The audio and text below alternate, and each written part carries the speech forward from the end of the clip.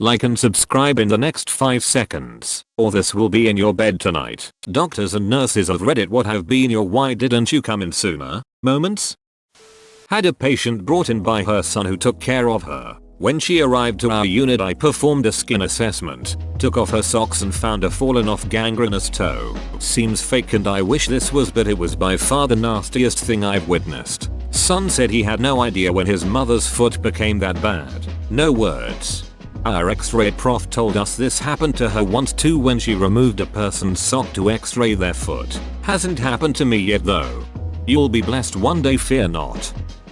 ANDED doctor here. A farmer in his 70s reluctantly came in with his wife after falling over outside while wrangling a sheep 1 week earlier. He did not want to be there but had been forced to come by his wife, who was worried about him. On questioning examining, he was pale, short of breath, and clearly in pain all over the right side of his chest but not wanting to show it. X-ray and blood showed he'd broken loads of ribs, punctured his lung and bled profusely into his chest and was now very anemic. I'm a resident doctor working in a heavily agricultural part of my country. I've learned to become extremely concerned whenever I see a farmer, especially during harvest season, since being near death is usually the one thing that will convince them to come in. My dad broke 5 or 6 ribs and punctured a lung doing something stupid standing on the loader. He'd been thrown off, and when he came to, he got back on the tractor, drove home, and told my mum he needed a couple of Tylenol. Thankfully she called an ambulance instead of just handing over some pills. Elderly woman fell at home and broke both femurs. Son thought she just needed to rest, so he carried her to her bed. She laid there in her own filth for 3 days before anyone called 911. The son lives with her, and there's family next door as well. How? Why? This is one of the worst responses to this question that I've read. That poor woman. I hope she didn't have to go back to that house after being treated medically. So sad. Story from my sil, who is a nurse. Young man was brought into the ER. He had a sinus infection that he had let go to the point that it had eaten through the skull and into his brain. She was told that it had started several months before. He didn't want to go to the doctor for it. All it would have needed was 10 days of antibiotic pills. Instead, he was not brought in until he was unconscious and died within a few hours. I read medical records for a living and had a case where a young man kept coming in for frontal headaches. His doctors tried all the usual remedies for migraines, but his headaches persisted. Then, he developed a runny nose that wouldn't quit. Eventually they realized it was cerebrospinal fluid. They did a CT scan of his brain. Normal. Eventually someone decided to get imaging of his sinuses. They found packing material in his left sinus, left over from a sinus surgery he'd had more than a year before. It had rotted and eaten through some structure. His nasal passages? I can't remember. Don't you love medical negligence? I had a patient come and saying he couldn't see. How long had it been going on? For 5 days. The man had been blind for 5 days and didn't come in because he thought it might be like a cold or something. During the exam, when I asked him to move his legs, he said, "Oh, I can't do that." I asked how long he'd been unable to move his legs or walk. Wife chimes in, about 2 years. Never saw a doctor about it, they just borrowed a friend's wheelchair and kept it rolling. Turned out he'd had multiple strokes with multiple risk factors he never addressed. Given how little insight he appeared to have into the condition, I honestly felt sorry he didn't have insurance, so I'm sure that played a role in him avoiding seeing anyone. I'm sure many of these will end with they didn't have insurance, couldn't afford the treatment. Edit. I didn't mean for everyone to tell me stories of them or their family members suffering from lack of insurance. It's really depressing, and TBH, I don't think my anxiety can take reading all these stories. USA. Maggots. Whenever it's gotten to the point of maggots, it's like 100 alarm bells that this person's living situation is no bueno. Maggots in the abdominal genital skin folds of a morbidly obese woman who refused to let her daughter take her to the doctor until the smell was so bad the neighbors complained. Saddest, grossest patient issue I ever saw, and she was inpatient for weeks, with Q4 dressing changes that needed at least 4 people to assist. Awful for her, awful for us. Holy duck, the neighbors could smell it. Jesus, I gagged. Children's nurse here. My first week in pediatric ED we had a young girl, 6/7, come in with a really swollen jaw face. Poor girl was unable to move her jaw without intense pain and hadn't been able to eat for several days. Turns out she had only just started cleaning her teeth for the first time ever and managed to develop several abscesses and rotten teeth in the process. To make it worse, her mum told us she was recovering from the same procedures to remove most of her teeth because of almost the same thing. They didn't want to bother the GP as they thought she was just messing about to get out of school. All of a sudden I don't feel quite as terrible about the cavity my 6-year-old has to get filled. That poor little girl. This breaks my heart. There are people who develop cavities much easier than others. Even with proper mouth hygiene, it still happens. No need to worry about not being good enough. There is also a huge difference between a cavity and a rotten tooth. Rotten teeth have been left uncleaned and untreated for quite a while, so I think that is where parents actually should feel bad.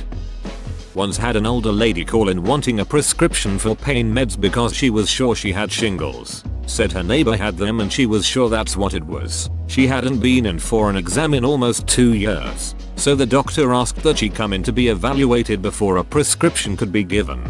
She refused and called again the next day asking for a prescription. This went on all week. Her calling for pain meds. The doctor asking her to come in to be seen.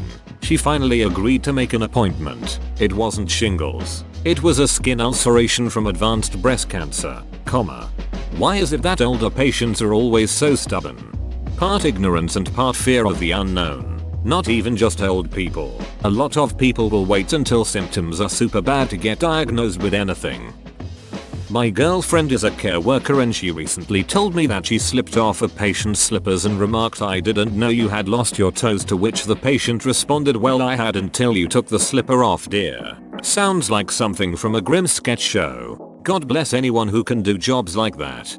I used to work on a burn unit. We cared for burns but also other major skin issues, including frostbite. There were plenty of times when patients' fingers or toes would come off while I was changing the dressings. You never quite get used to that. And how do you not scream when this happens? My dad is the one that wouldn't go in. He got a sore in the crease on the bottom of his second toe, the one next to the big toe, so it would be the piggy that stayed home and just kept ignoring it. He would go with his wife to her nail place and have his toenails trimmed, and I think that's where the infection probably got in when they soaked his feet. He blew it off for a couple of weeks until the wife made him see the doc. It's a good thing she did. The infection had gotten into the bone, so they had to snip his toe off to the first knuckle to catch it before it went any further. The doc said had he waited any longer, he could have lost the entire foot. He's lucky to just have a stubby piggy and not a stubby leg. This little piggy died at home. Not a nurse doctor but a lab scientist. Had a guy come in at the end of the day for chest pain that's been bothering him all weekend. The ED doc ordered a troponin blood test which helps rule out heart attacks. If the test runs above 0.03, we consider that a sign for a heart attack and act accordingly. This guy's very first troponin was 21.00. 21. The highest we've ever had up till then was an 8.00. The guy should have been dead ages ago, but he somehow pulled through. Don't ignore chest pains, people. Edit. Just wanna clarify that the hospital I work for is a tiny ass 25-bed, rural community critical care hospital. Definitely not a place with dedicated cardiologists, cath lab, bedside assays, or even a big test menu. Period. Bare basics. And the guy did, somehow, end up surviving. So, what is troponin? You know, for those of us who aren't lab scientists. Troponin is a type of protein the heart releases into the bloodstream when it's injured. The more troponin swimming about, the worse your heart is doing. And it's one of the key tests for heart attack patients. If your troponin is high, your heart is seriously ducked up. I've seen a few over the years, and they generally fall into the category of if it's not diagnosed then I can't have it, or I didn't think it was that bad. As a medical student I remember an older lady that had a breast that was necrotic and falling off. It had been progressing over the last several years, but if she didn't get diagnosed with breast cancer, then she couldn't have it. In the other category I've seen a few cases of Fernie's gangrene. Pretty much obese, male diabetics that had a pimple sore that started in the pubic region. By the time they come to the hospital, it's a raging infection where the treatment is basically to cut away everything in the pubic groin region down to the muscle layer. That little sore didn't seem like much at first. I lost an elderly friend to that mindset many years ago. Despite 6 of her 7 siblings having died from some kind of reproductive genital cancer, she never had a smear test and ignored a pain that started in her womb region and spread out to her lower back. She'd just tell us she had sciatica. It wasn't until the cervical cancer was literally growing out of her that she admitted something was wrong. After the diagnosis, she just gave up completely, refused to eat. It was over in a couple of weeks after that. She was an exceptionally stubborn woman. That's a trauma-informed response. My cousin is a pathologist assistant and was telling me how she had to dissect a testicle that was 11 pounds. Turns out it was testicular cancer. A lot of times young men will come in complaining of a cough that won't resolve. Usually the doc will ask if either testicle is swollen and the guy will say, well, yeah. Now that you mention it, they won't come in for a swollen testicle, but they will come in for the cough. Unfortunately, by that time, the cancer has already metastasized to their lungs. Edit. Okay guys, please touch your balls on the regular, especially if you're a young guy. Don't be shy and speak to your doctor if something feels amiss. Hold your penis out of the way and examine each testicle separately. Hold your testicle between your thumbs and fingers with both hands and roll it gently between your fingers. Look and feel for any hard lumps or nodules, smooth rounded masses, or any change in the size, shape, or consistency of your testicles. I was just hanging out with a friend with an 11-pound baby. His testicle was the size of a 4-month-old child. How could this patient walk? How could he sit down? How could his scrotum bear that weight? I was working as a surgical junior when my team was called down to A&E to see a patient who had come in with a complication from a recent hernia operation. When we came down, we saw that the patient was holding a plastic bag over their abdomen. When this was removed, we found that their wound had opened and their intestine was visible to the air. It transpired that this was not something that had happened overnight. It had taken several days. The patient had started using plastic bags and newspaper to dress the wound when they ran out of dressings. Edit. Addendum. Because this is getting a lot of views, I must stress that this case was exceptionally uncommon, and an example of what happens when someone does not seek medical attention when it is obviously required. In general, hernia operations are very common and very safe. That being said, if you have any surgical procedure and you are not certain the wound is healing properly, you must seek medical attention. That's crazy. I wonder what made them eventually come in. Probably realized it's not typical when the front fell off. The front's not supposed to fall off for a start. We once had a patient who went to emergency for abdominal pain and they discovered a fungating breast wound. Don't image search that. That she'd had for 2 years and hadn't gotten medical attention for. A biopsy and a PET scan later, she was diagnosed with breast cancer with extensive liver, lung and bone mets. This was also in Australia, so it wasn't a money issue. Just sad. Image search that. Highly regret it. Edit. r/I bleach. For those of you who need it. Well, now I'm curious. Edit. Unless you feel like skipping a meal or two, don't image search this. Not a doctor or nurse, but worked as a doctor's office assistant, a regular patient, who was very sweet but unfortunately had an ongoing battle with alcoholism, was brought in by his roommate and I knew instantly that he would be dead soon. I'd seen some jaundiced humans in my time there, but this man was a yellow I never knew was possible. His roommate said, through tears, I've been telling him to come in for weeks, and the patient kept telling roommates to relax, that he was fine, majorly in denial. I helped him to the exam room, and when the doctor entered the room, he immediately asked me to go call an ambulance. A few weeks earlier wouldn't have helped, but perhaps the end could have been made a bit easier for him. He died 7 days later in the hospital. Hit me very hard because I'd known the guy for a few years. Sometimes he would be sober when he called, and sometimes he would be slurring and completely incoherent, but he was always kind. Edit. Thank you everyone for sharing your stories of loved ones who struggled with alcoholism. I've read every comment, and cheat a few more years at how many of you know someone who had such similar stories. Something has to change with the culture around drinking. If you find yourself wondering if someone will be saying these things about you someday, talk to someone, an unbiased friend or family member. Be honest with your doctor, and if anyone ever tells you they want to quit drinking, be supportive. This sounds like a friend I knew from college. After college he moved out of state, but we would occasionally catch up every few months. Real nice guy but a bad alcoholic. He realized it was bad and checked himself into rehab. Last time I spoke to him he got himself sober and was so appreciative of it. He realized how bad he was and was glad he kicked it. Then he lost his job, started drinking, got a DUI, then just kept drinking until he died. I pulled up his DUI pic and he was so yellow. Just really sad. I had no idea he was going through this. I really wish I reached out to him sooner to check on him. Not sure I would have made a difference, but I regret not doing it. Edit. I just realized today would have been his birthday. It still is his birthday. Remember and enjoy the good times you had with him. Not a doctor/hospital staff, but my grandpa ended up passing away because he waited too long before going to the hospital. This was about 17 years ago. He was tending to one of his mules when something spooked it and he got kicked in the gut. He was in a lot of pain. Could barely move due to the abdominal pain, so decided to take it easy and lounge on the couch for a week. He refused to go to be taken to the hospital. Unfortunately, that mule kick ruptured an unknown tumor in his intestines. The doc said it was huge, like volleyball size huge, and he may have survived if he came in sooner. By the time we got him to the hospital he had a severe case of gangrene. His leg needed to be amputated within a day of him being there. He passed away a week later. My grandfather was a stubborn old man too. I finally got to the point with him that I'd give him a choice between being driven to the hospital by me or taken there in an ambulance. But he was going whether he liked it or not.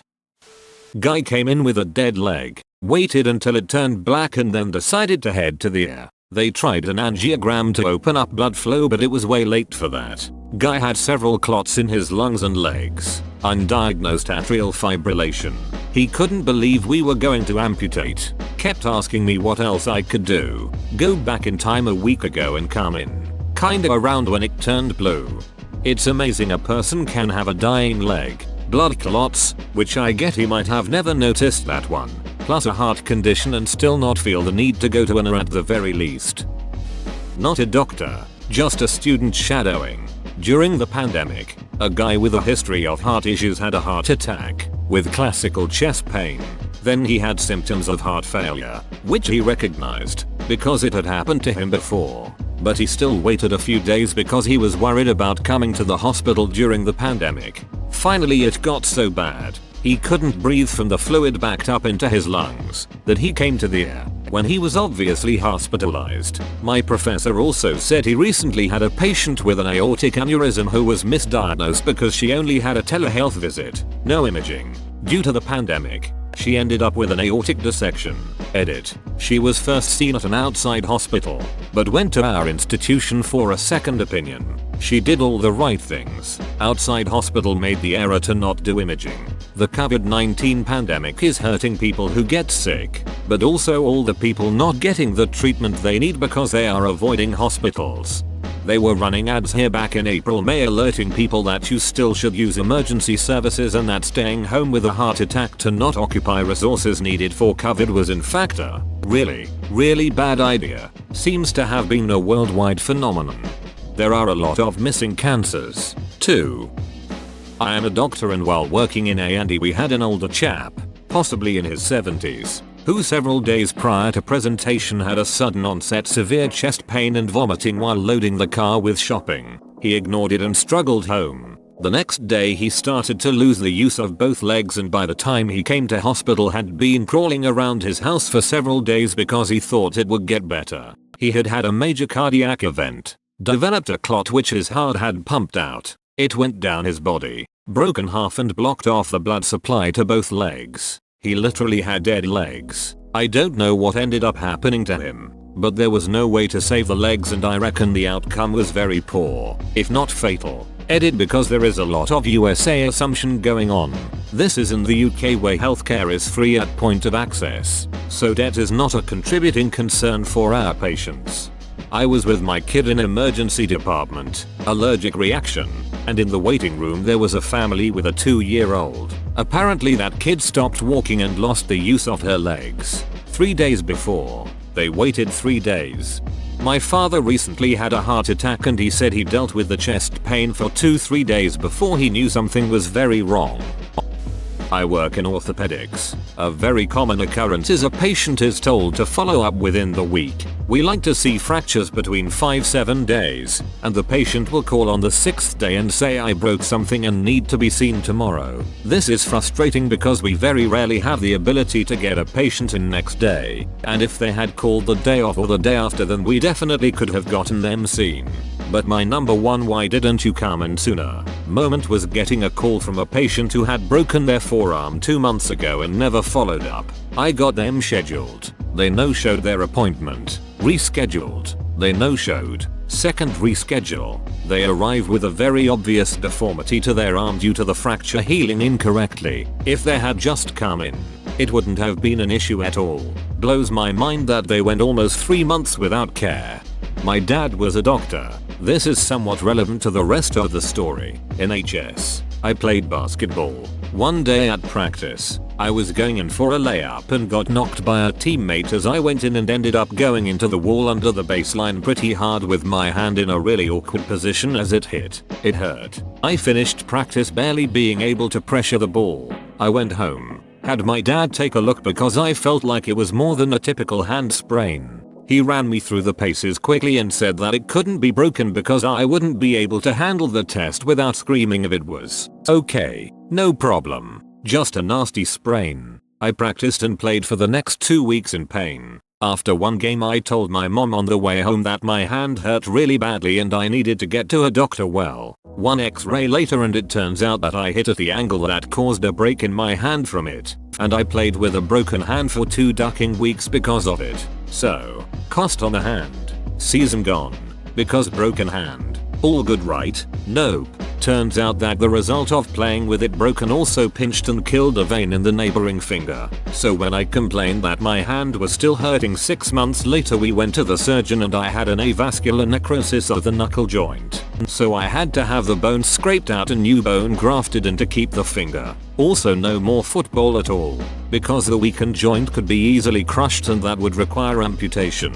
Too long, didn't read. Sometimes you need to trust that you are right when your parent doctor tells you your hand isn't broken.